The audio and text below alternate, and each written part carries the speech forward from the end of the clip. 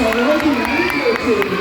This recycled costume was challenges to better design by turning disposable items into a circular masterpiece, proving that agriculture's creativity can both strong and beautiful. Once again, a round of applause for the Green Festival Night from Great Green Outside. Next, we have Mika Joy.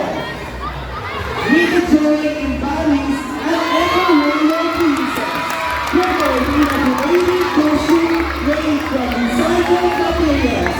The costume features a black gown with white laces crafted from layered bubble wrap, symbolizing the protective barrier we need to create for our environment.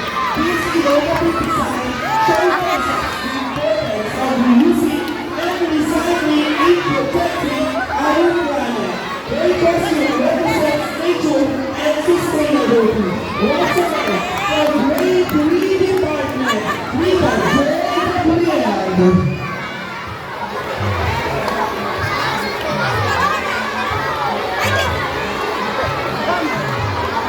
Alright, so next we have Ayan Opina. Once again from Great Green Accent. She wears a costume made from plastic spoon and fork, cellophane, paper plates, and gold series. Each piece stands for neutral incapacity. This costume is inspired by the idea of transformation on how discarded materials can be reshaped into something meaningful in line with the theme Specialized Surveying Society's Sensing Solutions.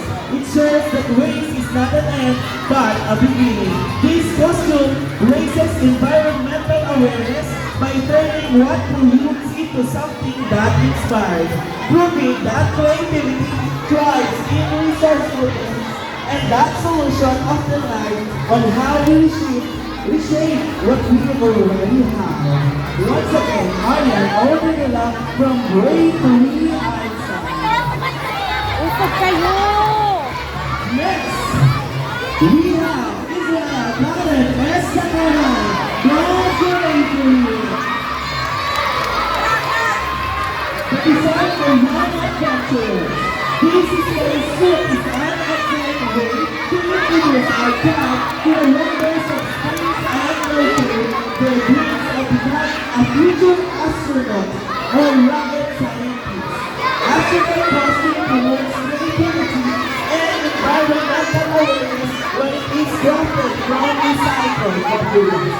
This DIY approach encourages creativity, problem solving while providing a tangible lesson on the importance of sustainability and reducing waste. The costumes theme of space exploration can also be used to discuss the fragility of Earth's atmosphere and environmental challenges humanity faces. Once again, from Great Green, Israel Karen Escacana.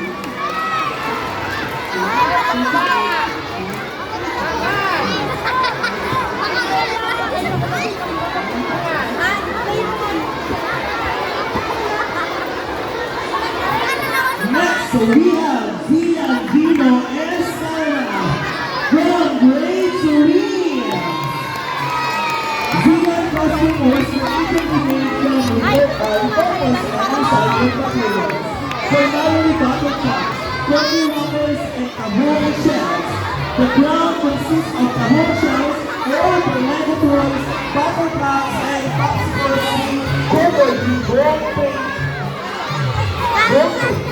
This innovative use of everyday discarded items showcases both artistic integrity and promotes environmental awareness by encouraging the use of waste materials. Once again, Zia Gino Escala from Great Green.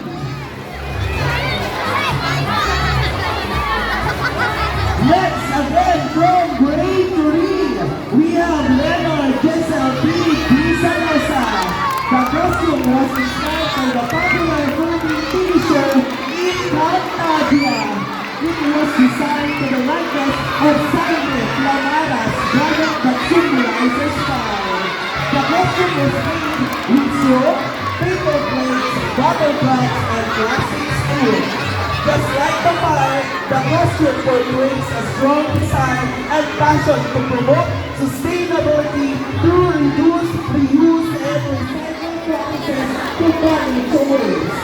Once again, Leonard Giselle P. Disalesa from Grade 3 Einstein.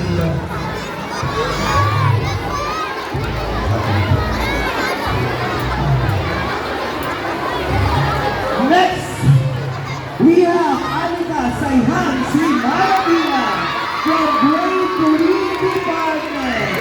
Anika's costume is created new wearing outfit made from everyday materials such as paper plates, plastic spoons, spray paint, and straw.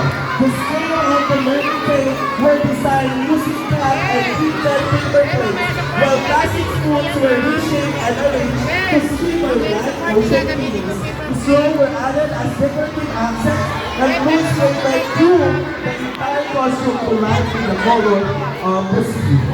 Once again, from Grade 3 Einstein, Anika Saiman C. Maravilla.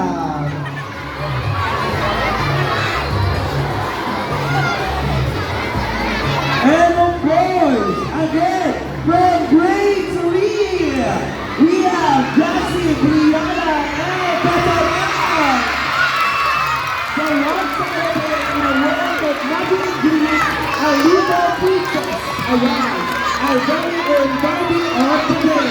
She wears a garment from plastic recycled plastic. A sparkling like a dog is set up of a fairy tale, and her head rests on pink plastic, bow shining like a crown of sweetness. Her tiny earrings and bracelets made from black and pink plastic, crystal like jewels of creativity.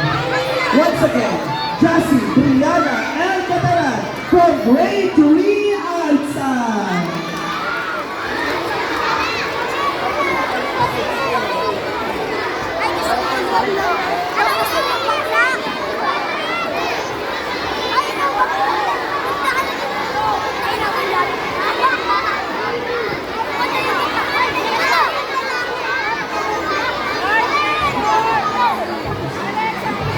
Napagod na si Ria.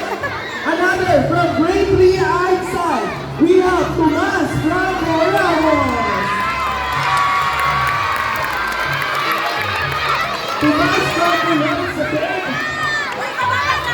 His costume comes from seeing beauty in unexpected places.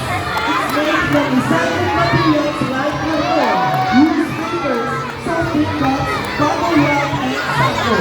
With these costumes, we want to promote creativity and environmental awareness, showing that we can transform ordinary items into extraordinary art. Behind this creation is a story of unwavering support. Once again, Blanco Ramos III from Grade 3 Outside.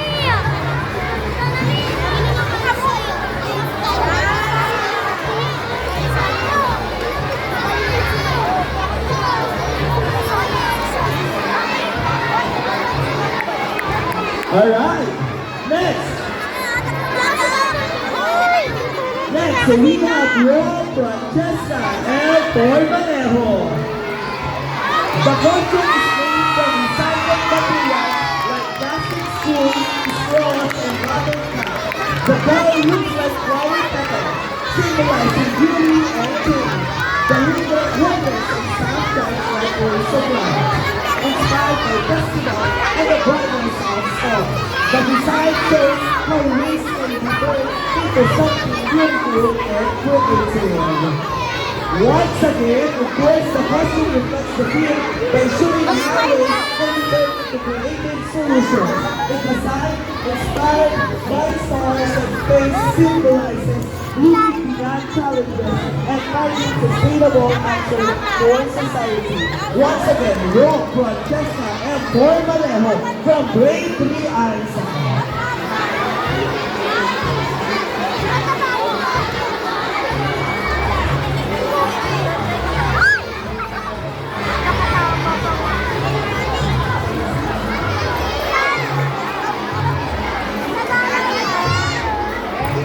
Alright, and now moving on to grade 4 department.